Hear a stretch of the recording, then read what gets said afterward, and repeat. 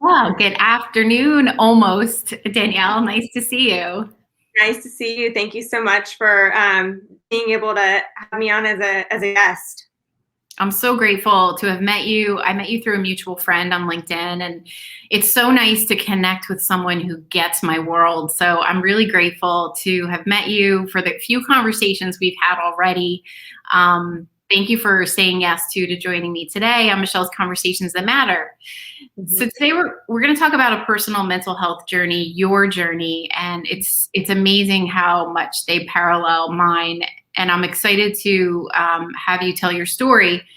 What I do on Michelle's Conversations That Matter is I like to bring guests like yourself, storytellers, people who have truly lived through mental health challenges and come out the other side, but also clinicians and experts, people who can really just help us understand the brain better, understand mental illness collectively, with a goal of educating, inspiring, and empowering people after they see an episode.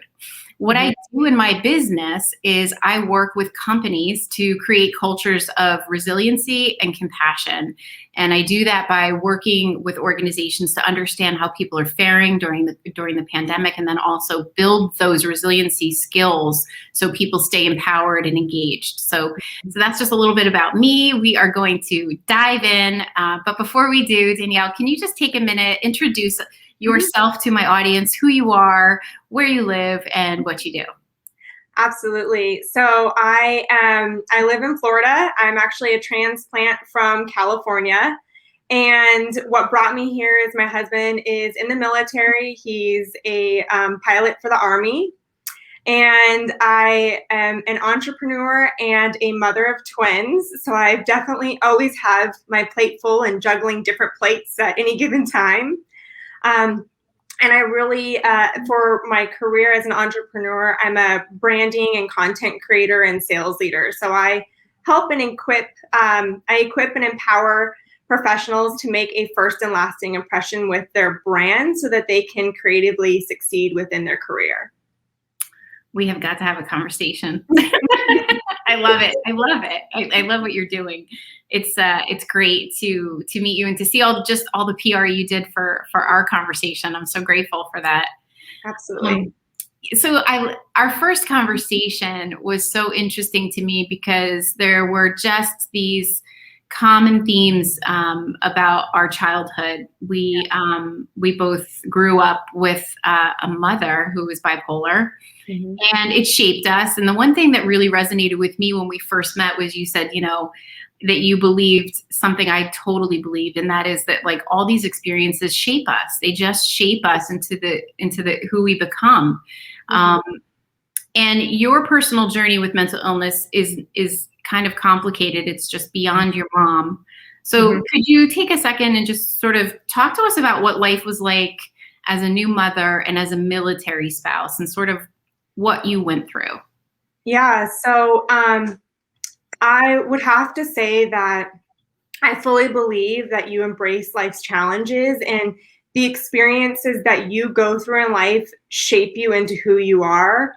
And while my childhood was very challenging and it was a very emotional roller coaster, and you and I shared that we have that, understanding of what it's like to be raised by somebody that had bipolar disorder, there's very many aspects of it that really prepared me for being a new mother. So when I was pregnant with twins, they were born 6 weeks premature, and they spent 17 days in the NICU. And you talk about the perfect storm of setting you up for postpartum depression. Mm. And it's something where not only were they, the day that they got released from the NICU, my husband went back to work. Hurricane Irma hit 4 days after they got released. So I have one kid who is newborn, who's on a heart monitor for 30 days. And we're wondering how we're going to be able to power the equipment to monitor his heart through his night so that I know that he's breathing.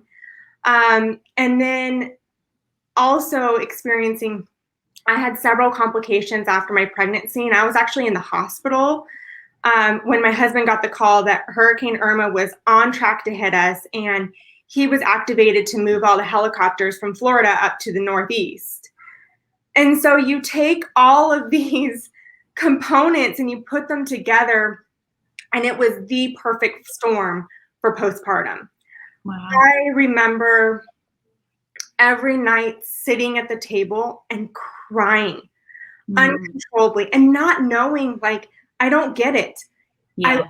I tried for years to have kids, and I was so excited to have kids. And to then be spending my nights crying and not only that, exhausted. I mean, there's no doubt the exhaustion that you have. But when they're preemies, it would take an hour and a half to feed one, then an hour and a half to feed the other, because they were learning how to feed off of feeding tubes.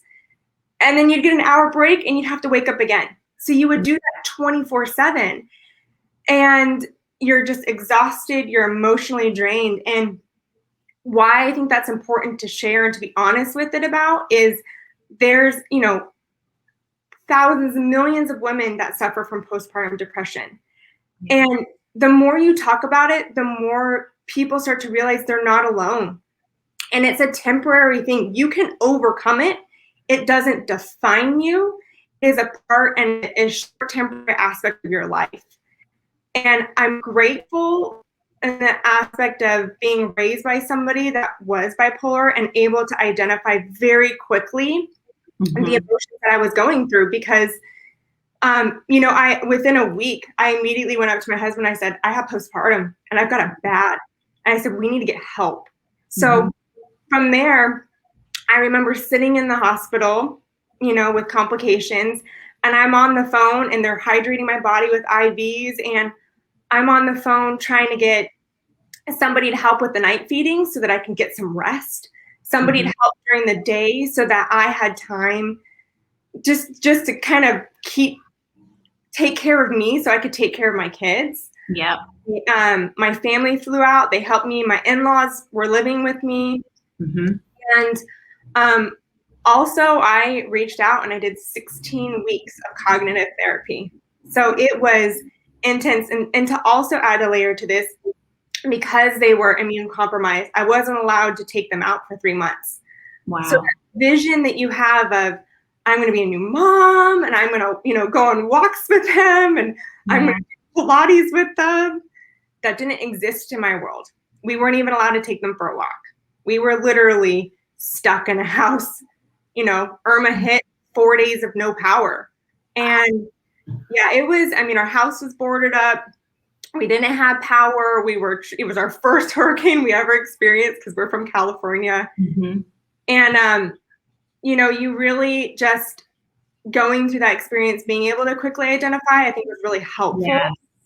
And now there's, overcoming that and being able to see the light on the other side. I can't tell you how many people reach out to me and reach out to my husband saying, I think my wife has postpartum. How did you navigate it with me? From a husband's perspective, or they reach out to me, how did you get through it? What advice do you give? And there's nothing more rewarding and fulfilling than being able to help somebody else and to be able to empower your community and help them embrace this challenge, because it's going to make them a stronger mother in the end. But it takes work. It does. It's not easy. It's really hard, but it takes work. Yeah. I love what you said, that you knew, I guess when you look at some of the silver lining of our childhood, it definitely shaped us, but we also grew up around therapy. We grew up around reaching out for support. And so in that regard, I was diagnosed with depression a few years ago when I was going through divorce, and it was really hard, but I didn't even flinch. I just was like, I have to get a therapist. There was just no discussion. There was no suppressing it, hiding it. For me, it was as natural as it was for you to go to your husband and say, we need help. So I think, there is some good in having been affected by mental illness our lives. I have my opinions, my very strong opinions around why we are still dealing with this shame and this stigma and this fear. Why do you think there is so much shame around depression? That's such a good question because there is. I mean, I speak, you're hearing me now speak about it, and I spoke about my experiences with my friends, but when I was in corporate America, I didn't really talk about it. I was so scared and fearful of people judging me and being, is she, I was in a leadership role. And so were people going, and I was pursuing, upward movement within the company and to future leadership roles. And so I was fearful that were people going to see this as a weakness? Were people going to not understand that this may be a temporary situation? And just because I'm going through it now, it's not going to define who I am. And if anything, if I felt comfortable being able to say these things, they made me a better leader. Being able to relate and to be able to show up when people on my team were going through challenging situations made me a better leader. It also, I became more humble and vulnerable and authentic. And these are the intangibles that I believe help people be more successful in life. But there's definitely a stigma around it, and I understand why. I hope that there's more and more companies that see the value in investing and bringing somebody on like yourself to really talk about mental health and opening up the conversations, because we're all working a problem. We all are. Yeah. And I'll never forget the day that I dropped my husband off for his deployment. He deployed for a year.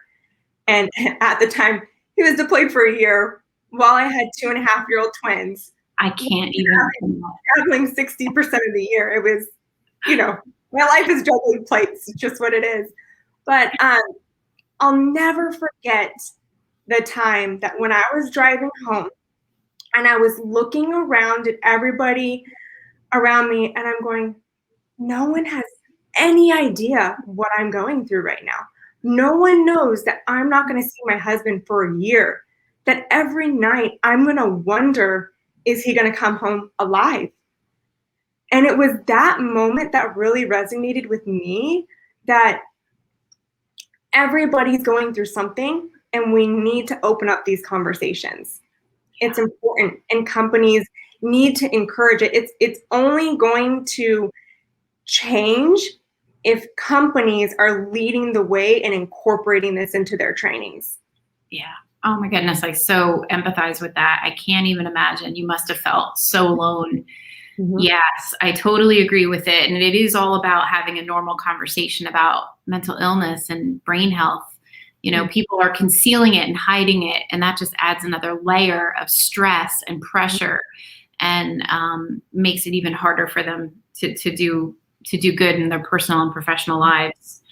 So let's talk a little bit about your experience. Before we went live, I was explaining to you how when I tell the story of my mom, visually, I always throw up the image of a roller coaster, because it's like the only way I can get someone to understand what it's like going home every day and having not a clue if she's going to be smiling, if she's going to be sad, if she's going to be, ready to haul off and hit me. I just had no clue what I was coming home to.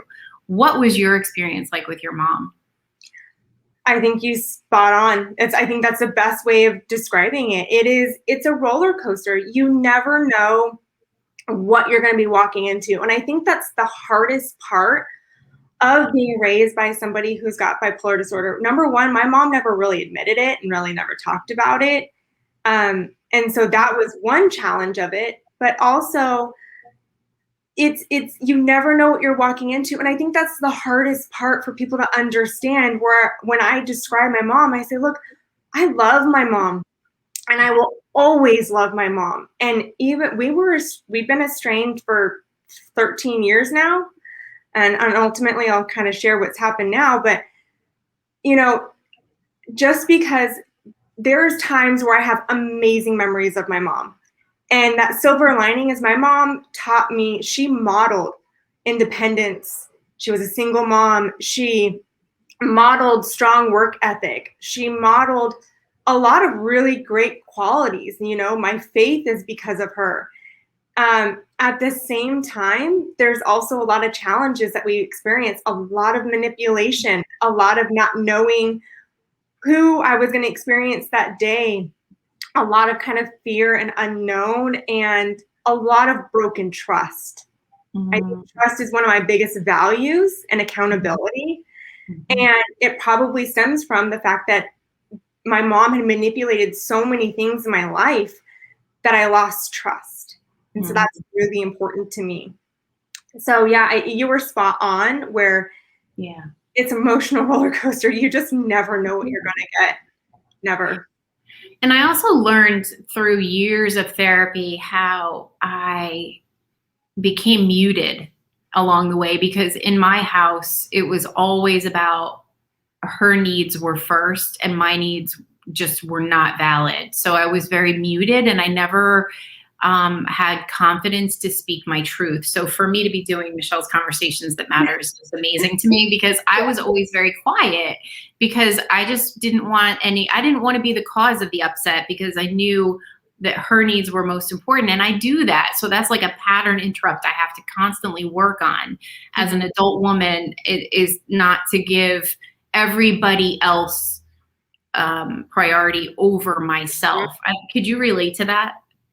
Yeah, I mean, I'm such a go-getter type person that I think one of my flaws is that I have a hard time settling down and really taking care of myself. And if there's anything that I've learned through this pandemic is you got to put the oxygen mask on first in order to help other people, in order to be a good wife, a good mother, a good friend. I've got to take care of myself first. And that has really kind of opened my eyes through this pandemic of just learning to do that. It's hard, but I'm glad, you know, I will always see a silver lining in anything. It's just I'm the glass half full type person, embrace, you know, life's challenges. And that's the silver lining of this pandemic. It's not easy. None of us like it. You know, my husband, poor thing, 2 months home from his deployment is dealing with the pandemic. You know, I was hoping, you know, that vision of being able to, you know, go on date nights with him and go, you know, travel with him. Yeah, isn't happening right now. But you got to look at the silver linings in everything and anything and just learn from it. Yeah, I think I also became very in tune with trying to make lemonade out of lemons. Like it was always like, okay, well, I can't do that, but I could do this. Like people always say, oh, you're so positive and upbeat. I'm like, you have no idea. I actually am positive and upbeat for myself first. Yes. And for you second. Oh, agree 100%. I mean, people will tell me, you know, you're too positive. Or, you know, you always see somebody cuts me off on the road and I'm going, well, maybe they're going to the emergency room. And he looks at me and he's like, no. And it's because the upbringing that you have a choice to either fall victim to it and follow that same path or choose a different path and make something of it. And so, and you're right. I mean, when you go through those experiences, like, and you almost have to just choose to be happy all the time so that you don't get dragged down by the negativity of the other person that's depressed and trying to pull you into their cloud. You know, I have vivid memories of being pulled out of school and sitting with my mom, and I'd have to stay home with her because she was, you know, in that space where she wasn't quite sick enough to be hospitalized, but she wasn't okay to be left alone. And I remember sitting in our TV room with her and just looking outside at like the trees and the birds and like her like sleeping and waking up and crying and sleeping and waking up and crying. And I did everything in my power to not get swallowed up into that sadness because it was so heavy for a little kid. I'm like feeling these emotions. So I would like look outside and look for the sun and look for the bird. And like, I remember doing that because like you said, you just don't want to get swallowed up in it. Yeah, no, you're right. I mean, you gotta find peace for yourself. And that's really hard when you're a kid too. Like you Yeah, said, like, you're dealing with such heavy emotions as a kid, and that's really challenging too.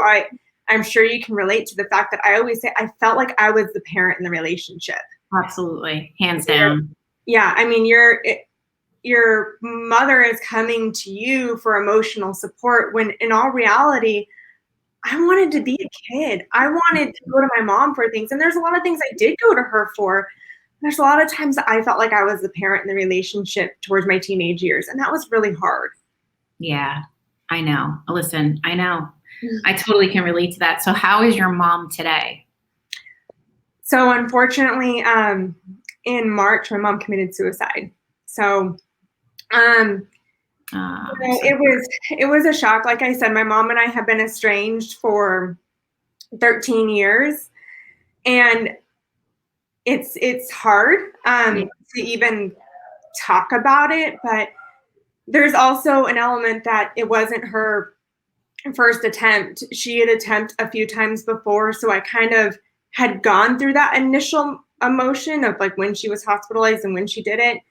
And what was shocking to me though is in January, she had attempted to commit suicide and she was in a coma and she was in the hospital and her friends were reaching out to me and they're saying, Danielle, she's she's doing this because because you're estranged with her, she doesn't feel like she's got a purpose to live anymore. And that really, I kind of looked at her friends and I'm like, that's not fair to put that guilt on me. yeah, That's I love my mom. I will always love my mom and I will respect my mom and I will always talk, about the good qualities about her. But there's also a reason why we are estranged. And at the end of the day, it took a therapist for me to really understand and say, having a person be your family member does not excuse them for treating you the way that they do. exactly. And you have to put yourself first. Yes. And I needed to get into a good mental state independently so I could thrive in life without going through that emotional roller coaster all the time. Yes. And then, you know, every time I would kind of open up the door a little bit when she would reach out, there would be a manipulation, where it was she had faked a death, she had sued me over things. I mean, her attempts to get my attention were always negative. And that's why I continued to just always keep that distance. And I think what was really hard was in January, I said, I'm not ready to have the conversation with her yet, but I'll send her voice message. I'll record something that you can play for her, when she's in the coma, when she gets out of the coma. And I was starting to kind of open up to the idea of, well, maybe I'll start to engage a little bit of a conversation where in the sense of she's going to be going to counseling. She's got to, she's going to get admitted to a mental hospital. Mm-hmm. And maybe the first step is that she goes through counseling and maybe I have a counseling session with her counselor to be able to provide both perspectives to help her as maybe bridge that gap between us. Ultimately, I never got to experience that. She committed suicide a few months after that. So I'll never know. Yeah. I'm so sorry, but God, I can relate to every word that's coming out of your mouth because my therapist said the same thing. Michelle, you have got to distance yourself from her for your own well-being because the manipulation was so bad. I mean, and at a certain point, there's only so much of your life you can relinquish to those you love. Absolutely. Because it's never ending. It would never be enough for my mother. I loved her so much too, but no matter how much I would give, it was never enough. Yeah. And the manipulation was there. So I get it. And there's a chapter in my book where I actually wrote the sense of relief I had when she passed away, because I was taking any pleasure in that, but the manipulation was going to stop. Yeah. So hard. I agree. I mean, you always kind of get anxious when you see their number pop up on your phone. Yeah. Even when you see a private caller. I mean, my mom would call my company and pretend to be a customer and then call my work phone. And so I would never know whether to answer the phone, or if I did answer the phone, it would catch me off guard. And that, it's, I wish my mom was here. I would never want her to ever feel the way that she did, that she needed to take her life. Yeah. And then at the same time, I know I'm not going to be on pins and needles anymore, wondering whether she's going to show up randomly or just, and it's hard. And it feels that guilt to even say that. I know. Listen, I get it. And you're not alone. I feel the same exact way. Tell us, like, I try to tell people, but I feel like I say it all the time, but like, tell us, what do you want people to know about mental illness as someone who's navigated something really, really hard in childhood, and then as a mother with postpartum and in the workplace? Like, what do you want people to know about mental health and mental illness? That it doesn't define you. Mental illness does not define you. It could be something that you deal with your entire life. It could be something that you have a temporary situation, like postpartum, and you overcome it. These things don't define you. You and I were both raised by mothers and had some very challenging experience. It doesn't define us. It's helped shape us into who we are, which is strong, independent women that want to empower our communities. But it doesn't define the negativity that we have. And to remind yourself that, there are very well-respected, very accomplished people in this world that have bipolar, that have had mental breakdowns. We have presidents, we've got inventors. So just because you experience these things in life doesn't mean that you're not going to go far in life. So true. So true. And I think, oh my God, I love that you say that, because I know so many, and I have close friends even, who are thriving within a mental illness because they're medicated and they're taking care of themselves. And I just look at them in awe. I have a very dear friend of mine who I just admire because she owns her illness. She cares for herself. She knows her body. And she's thriving. And when I look at her, I'm inspired by who she is. So I want people to realize that it is, like you just said, like, it's totally possible to live not only a very fulfilling and healthy and happy life, but it so doesn't define you. And I think it also has to go back to our language, right? Like, if, for example, when someone says, I'm bipolar, no, you're not. You are you. And we don't say when we have kidney disease, I am kidney disease. Like, stop with the language. Our language has such power to create. So I love that you said that we are not defined. So true. So true. Yeah. And also, I think what's hard too, especially I would say in the military community, just being a military spouse and observing it, one of the fears, we talk about the importance of, diagnosing PTSD and, being able to support our military community. What a lot of people don't understand is that there's a stigma on being able to be vocal about these challenges. And the reason being is because they're fearful that if they're vocal that they may have PTSD, or they're vocal that they may be experiencing some, depression or anything like that. They're fearful that they're going to get kicked out. Yeah. And that's something that I didn't realize until I started to really talk to other military spouses and military.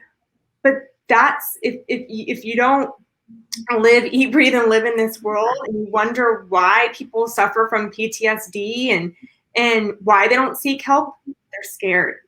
Yeah. And they just don't want that on their record in the military. And they don't want that to be this negative stigma on them that, like, oh, well, you got PTSD from going here. So, are you going to be able to handle a deployment again? But I mean, would we expect anything different? These people are going to war. They're seeing things that people should not see. There's got to be an element that they're going to come back and experience something. They're not the same person. It's totally true. We're not robots. We're complex human beings. Mm-hmm. Yeah. Yeah. So switching gears, I heard about this Christmas card. Tell me about this Christmas card. I couldn't believe my ears. Tell us about this. You had a fun experience. Was this last Christmas? It was not the Christmas we just had, 2019. Okay. Time What happened? Yeah, so I love holidays. I mean, Christmas is, I think, because I grew up, with a single mom and Christmas kind of being just, I would say, kind of mediocre. It wasn't big, Thanksgiving was always at Marie Callender's. Like, we never had big family events. So because of that, the holidays is really important to me. And so I do it big. I mean, I decorate after Thanksgiving. I always say, like, it looks like Santa Claus threw up in my house. I embrace it. It's who I am, unapologetically me. And, family cards, I love them. I love receiving them. If you ever send me a family card, I'll probably have it for years because I like to look at them over the years and see the kids growing. But I didn't want him being away to have him miss the card. So I asked him, I said, will you please take a picture of yourself in your uniform with your hand out? And it was his hands kind of like this. Mm-hmm. And he's like, why? I'm like, well, just don't ask questions. Never ask. I'm always up to something. So he sent that picture, and then the boys and I took a picture with our handout as well. Aww. And what was incredible was I posted on Facebook in my neighborhood page, and I said, hey, I want to make this Christmas card. Is there somebody that has Photoshop that I could hire to like blend the images together?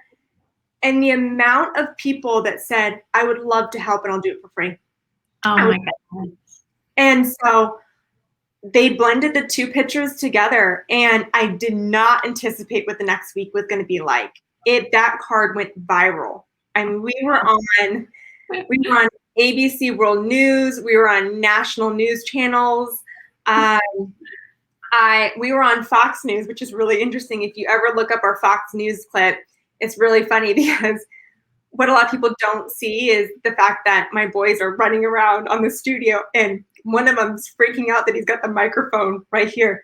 So I'm talking to the camera, and on the back, and I'm pulling this microphone. So now you guys will know it's actually pretty funny. But it was an incredible experience. I was overwhelmed by just how much support that I received, and it happened in such an important time because I knew that he was gone and I was lonely, but you just kind of put one foot in front of another and you just tackle each day. It wasn't until Christmas morning, my favorite time, Christmas morning, our tradition is we make mimosas and we make this huge breakfast that we wouldn't normally make. And it wasn't until that morning when it was just the boys and I, when I realized, like, he's gone. And it's lonely. Sitting at home Friday and Saturday nights is lonely, but that was really lonely. And so kind of going through that Christmas card experience kind of just gave a little glimmer of light and excitement during that time. Oh, that's so sweet. You'll have to send me the picture. We have to share it in the comments of this video. I want people to see it. That's amazing. Yeah. Danielle, do you have anything else you'd like to share? Do you want to share what you're up to, how people can connect with you? Any other final thoughts before we wrap up? Yeah, absolutely. I would say if there's one thing I really want to resonate with people is, again, mental illness does not define you. It is not who you are. It is just an aspect of you, just like being a parent or a professional is an aspect of you or an athlete. So it doesn't define you. And you're not alone. There are millions of people that are experiencing postpartum or depression or bipolar. Everybody's working a problem. And if we don't talk about it, we'll never know that we're not alone. So I encourage people to talk about it. And what I really encourage, what we can do is for companies to start incorporating, opening up these conversations. There's people at companies that are dealing with depression, addiction, how to juggle being a new mom and working. It's challenging, or, you know, a dad and working and all of these lives. Companies need to start incorporating these trainings because you're gonna get more engagement from your employees. You're gonna empower a culture that people are gonna want to work for companies like you. And so what I want to really resonate is like, please, companies, do this. Open up the conversations. Yes. There's not negativity about, you know, employees talking about depression. If anything, it's going to build connections. And then as to what I'm doing now, I am an entrepreneur and I am launching a business. So I've been in corporate America for a long time. I've been a sales leader, you know, developing and building teams to success. And now I am, you know, helping professionals build their brand. You know, your brand, and this is also for companies too, your employees are an extension of your brand. It's the first impression that your customers experience when they're working with you in your company. And so helping empowering professionals to build their brand and creatively succeed within their careers is what I am aspiring to do. And also coaching professionals, you know, how to succeed within their interview process and, you know, getting themselves out there. And especially during this pandemic, the job market's so different. Yeah. So, you know, teaching them and coaching them how to attract hiring managers and recruiters, and also building their confidence. That's so important right now. It's so discouraging. And so that's what I'm up to now. And they can connect with you on LinkedIn, correct? Yes. Yep, absolutely. So I'm on all social media platforms, but LinkedIn is absolutely the one that you'll probably see me engage on most. Amazing. Danielle, thank you so much for the courage you had, the authenticity to share, for being so vulnerable with us. I'm so sorry for the loss of your mother, but I'm so proud of who you are for mental health. And I'm grateful to call you my friend. And thank you so much for being here and for sharing your heart with us. Thank you so much. I appreciate it. All right, my dear. I'll see you soon. Thank you. Have a good day.